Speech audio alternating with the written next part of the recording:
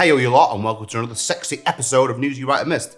I'm your host Tom Lord, and on this show we look at a mighty mix of eclectic excerpts ranging from news outlets, blogs and tabloid rags based around the globe. On today's show we've got a Dutchman nearly walked away from a €1 million poker prize until his competitors told him he was still in the game.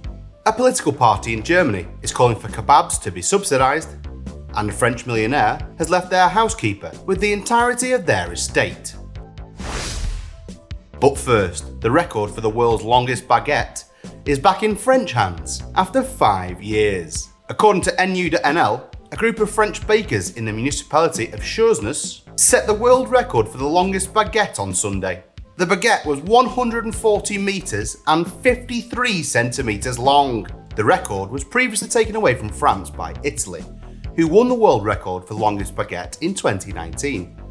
Their baguette measured almost 133 metres. But on Sunday, a group of 12 French bakers in the commune of Choisnes, that's probably pronounced wrong, on the outskirts of Paris, started at 3 AM kneading, shaping and baking the bread, and about 14 hours later, it was officially declared that they had broken the record with a baguette more than 140 metres long. And after setting the record, the bread was distributed to the public and to the homeless people living in the municipality. Big old bread. Big old chef hat. Do you know, sometimes I think the French want to reinforce their stereotypes. What next? A world record for the biggest rope of onions hung around a beret-wearing cyclist? Actually, that would be pretty cool. A Dutchman nearly walked away from a €1 million poker prize until his competitors told him he was still in the game. According to Nu.NL, Dutchman Dirk van Luijik won €1 million on Sunday. This was a €5,300 main event of the EPT in Monte Carlo, which started on Wednesday. But on Saturday around 1 PM, the last 7 players were allowed to return for the final. And after another finalist dropped out, Van Luijik was left with 2 opponents. And during that round, it seemed for a moment that the Dutchman had been eliminated. The mad lad went all in against the American Renee Nasreddin, and the river card ensured that Van Luijik had won the hand. But he didn't realise it. He took his loss, like a champ, stood up, put on his jacket, and wished his opponents good luck. But when his opponents had pointed out that he'd won the hand, he apologised and sat back down. The Dutchman said he was knackered. He did, though, in the end, win the match against a Bulgarian called Boris Angelov, with that match alone lasting 6 hours. Jeez. But all that effort got him €1 million. This reminds me of that famous movie quote. What was it? Just when I thought I was out, they pulled me back in. I think that was from Cars 2.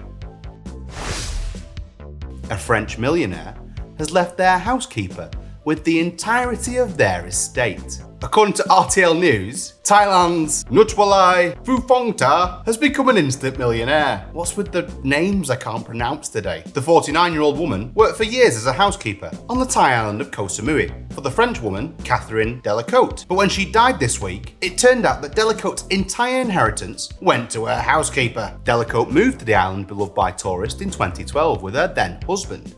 The woman owned, amongst other things, 5 villas with swimming pools on the island that she rented out. Phuphongta said in the Thai media that her boss left her all of the villas, 2 plots of land, a car and money, a total of about 100 million Thai baht, equivalent to about €2.5 million, and she also previously transferred €12,000 to her housekeeper to arrange the funeral. This was after, unfortunately though, another Delacote employee reportedly finding her body early in the week on a lounger by the pool. And according to Thai police, a gun, a bullet casing, a glass of vodka, sunglasses and a pack of cigarettes were found next to the woman's body. Unfortunately, she was suffering from cancer and the police assumed suicide. What a way to go.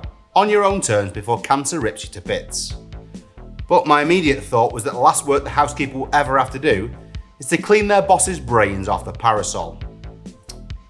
It's no wonder that I got sacked from Curry's, is it?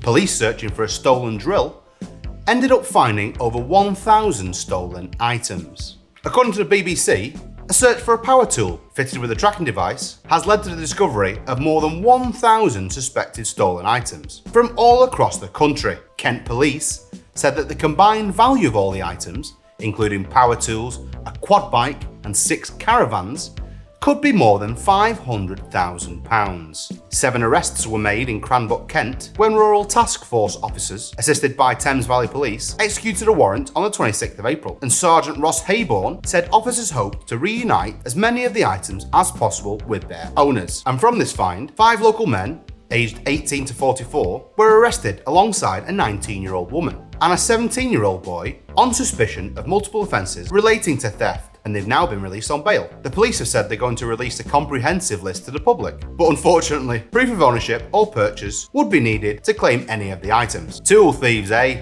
Scum they are. Unless though it's tools you steal from your employer. That's different. That's just harmless pilfering. A friend of mine used to work at the civil service and nick printer paper. Although he is that tight, he even wraps some of his kids' Christmas presents in it. A 50-year-old worker assaulted his subordinate after he told him manga spoilers. According to Otaku Mantra, Kyoto Prefectural Police reported that a 50-year-old man who works for the Kyoto District Legal Affairs Bureau has been charged with assaulting his subordinate. And according to people who police questioned, it is suspected that the man grabbed and kicked the subordinate in the waist. This all happened when the two men were chatting, and the subordinate told him a spoiler about the popular industry-based manga Oshin no Ko, whose English name is My Star. And when the subordinate spoiled the recent developments in the popular manga, the old man furiously said, "I don't want spoilers!" And he allegedly grabbed his subordinate by the chest and kicked him in the waist area. The victim was not injured, and he complained to the prefectural police. But when Manichi.jp interviewed the Legal Affairs Bureau, they said, "Due to the ongoing investigation, we will refrain from commenting. 100% fair. People who actively propagate spoilers should be whipped. And if it's kids who do it, they should be told family secrets." Sorry you didn't know you were adopted. Well, you do now, Tarquin. Good luck with your future arts degree and addiction to festival wristbands. Oh, crying now, are we? Oh, saddens. A YouTuber testing the Tesla Cybertruck frunk closing mechanism found out it's not particularly good at recognising if there's a finger in the way.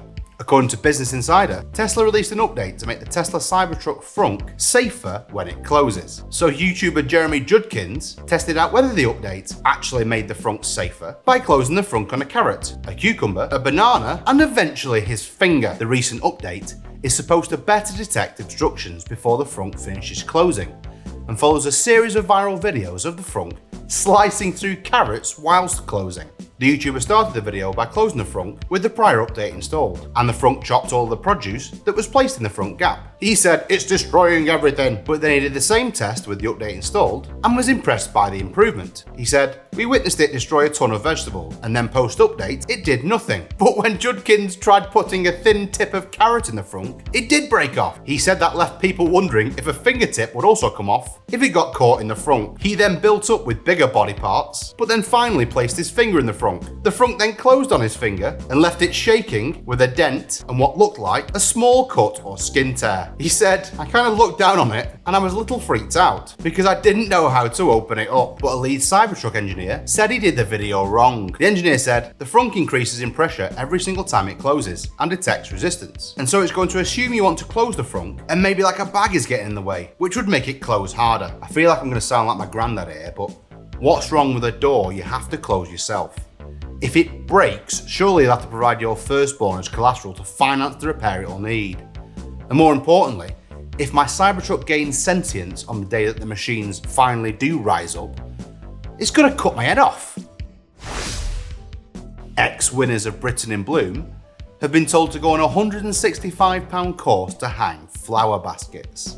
According to the BBC, residents in a market town that has awards for its floral displays have been told to complete a £165 safety course or hire a contractor to hang baskets on streetlights following new council rules. Chatteris in Bloom members have won gold in both Britain in Bloom and Anglia in Bloom, but this year have been hit with regulations from Cambridgeshire County Council. Group President Sue Unwin, 64, said bureaucracy was going to kill community spirit, with volunteers giving enough of their own time and money towards the arrangements. But the council have said that it's because streetlights were connected to the power grid, and it needed to ensure everyone's safety. It's just hanging baskets on a lamppost. Nice though. This sounds like my old job. I had to do a 2-hour course on manually lifting boxes, even though I've been working there for 2 years. I told the trainer that if I had to get someone else to carry heavy boxes with me, not only would I be called a Jessie for the rest of the day, but that one hot piece from accounts wouldn't have got to see the gun show. A man cleaning his gun accidentally fired his weapon into his neighbour's freezer. West Virginia, according to Wakow, a man was cleaning his gun when he accidentally fired and sent a bullet into his neighbour's apartment. This was according to Madison Police Department. Spokesperson Stephanie Fryer said officers were called to the 4700 block of Madison Yards Way around about 9:30 p.m. on Wednesday. The stray bullet damaged the neighbour's freezer, but Fryer said no one was injured during the incident. The man then went to check on his neighbour and they called the police. The man, however, was cooperative with officers, and according to Fryer, his firearm was seized and he was cited for discharging a firearm. Normally you shout freeze before you fire the gun and not after. Freeze? Freezer? Oh come on, you saw the story was all headline. You saw how big the article was. I got nothing, please, I got kids to feed.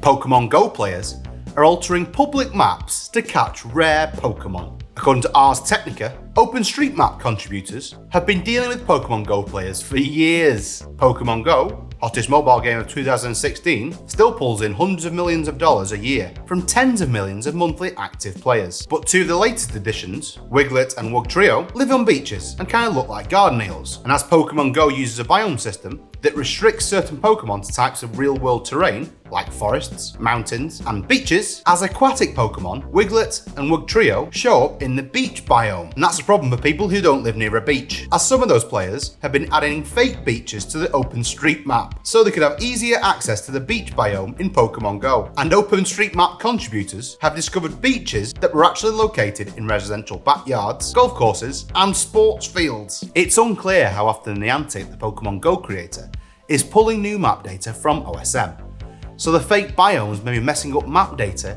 without even giving players the rare Pokemon they want. But an OSM blog post implied, not every user who discovers the OpenStreetMap project via Pokemon Go ends up messing with the data, though many users are true stretching vandals who create non-existent parks, beaches, and footways to encourage specific Pokemon to spawn. Others become very careful, trustworthy OSM users who make many worthy additions to the map by accurately mapping out places where OSM's data is patchy or outdated. Quick FYI though to pedos hoping to use this information to catch kids by making their own noncing den into a temporary beach, they'll probably find out that the only people who still play Pokemon Go are adults.